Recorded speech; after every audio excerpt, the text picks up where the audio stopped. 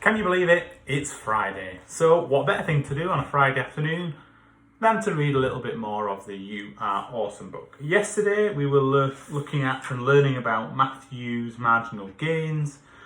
He talked about his routines, his diets, his running gear, his pre-run routine. Today we're going to have a look at how he modified that to make marginal gains to help him achieve his, sub 3 minute time around the block. My exercise routine. I aim to make our Sunday run longer and slower. This will help me build up stamina. I will get an early night on Friday before the run and make Saturday nights for sleepovers. My diet. Stop skipping breakfast. It's an important meal.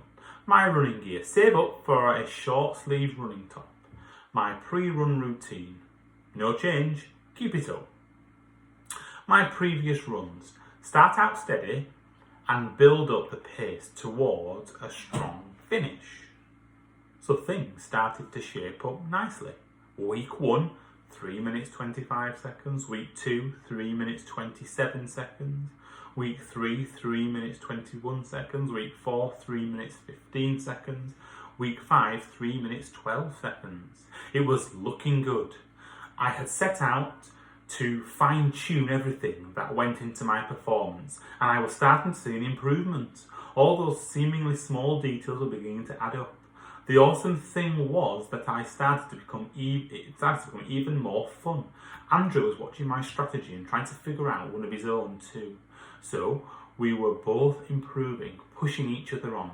We even started to do the block together, which meant that if one of us was thinking of coasting, the other one would have something to say about it. We even did it in the middle of the night once. Don't do this, by the way. It's dark and there's lots of hazards around.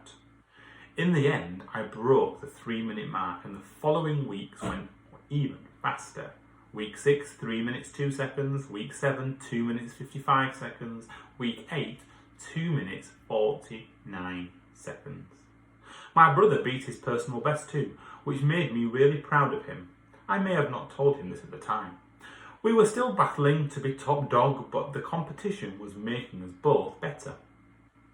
By the way, we've still got the results book. My mum and dad still live there. The competition is still open, just in case you want to have a go at block next time you're in Reading. Matthew's exam marginal gains assessment. What's brilliant about marginal gains is that it can help to shape up your preparations in every way. Take exams, for example. When revision looms, it's easy to become panicked when you think about how much work you have to cover. A marginal gains approach helps you to reduce anxiety by looking at everything that goes into the revision process, breaking it down to smaller components and then building it back up with confidence. Let's see how Matthew's marginal gains took his approach. Let's start that again. Let's take a look at Matthew's margin. I'm still not right. You know it's Friday. Let's see how marginal Matthew, i.e. 12-year-old me, took his approach to be the best around the block and applied it to his bid to get great grades. The goal: to improve on my exam results from last year. Revision plan. I need to divide my subjects by the time available. By sticking to the plan and building in regular breaks, I can cover everything without getting over anxious and tired. The table in my bedroom has a wonky leg. It wobbles when I work and it makes my handwriting hard to read. Fix the leg, or at least prop it up with a book. Lighting. Replace the bulb in my desk lamp so I'm not squinting at my books. Exercise. Use at least one break time to run around the block. Not only do I want to beat Andrew, exercise is a really good way to beat exam stress. My pencils and pens.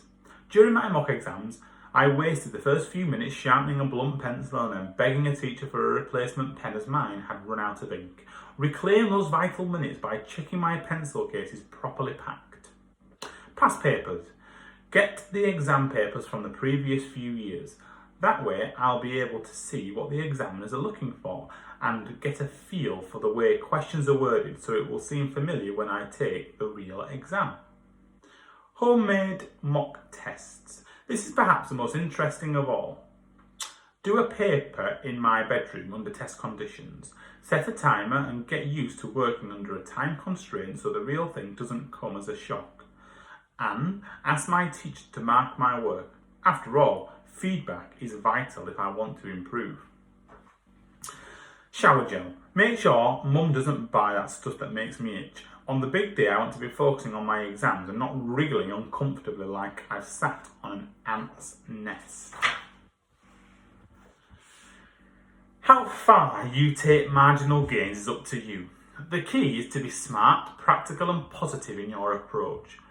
With the changes in place, keep checking how things are going. If you have to experiment or tinker to improve things, that's fine. Learn from any mistakes. Failure is the key to improvement. Practice, practice and practice again. Be patient, stay cool and focused. The right attitude brings its own reward. But what happens if we're pursuing a goal that requires some kind of performance?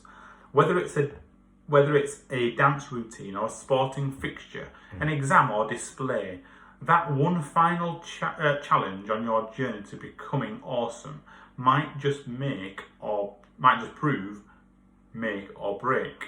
So let's look at how to make the experience one of the triumphs instead of tears. Over to you. Getting those gains. Think about how you can apply this marginal gains plan to the things you really want to get good at. It could be exams, skateboard flips, flute practice, writing poetry, learning a language, a class debate. You name it. Then make a marginal gains plan. Break the challenge down into smaller parts and work out how you can improve each one. Chapter 7. Under Pressure. We'll leave it there for this week. We'll have a look at that chapter. I think that could be the last chapter in the book actually. Very, very close to the end. So we might get through that. Actually, no, there's 2 chapters left. We might get through those Monday and Tuesday next week. Have a good weekend and I'll see you then.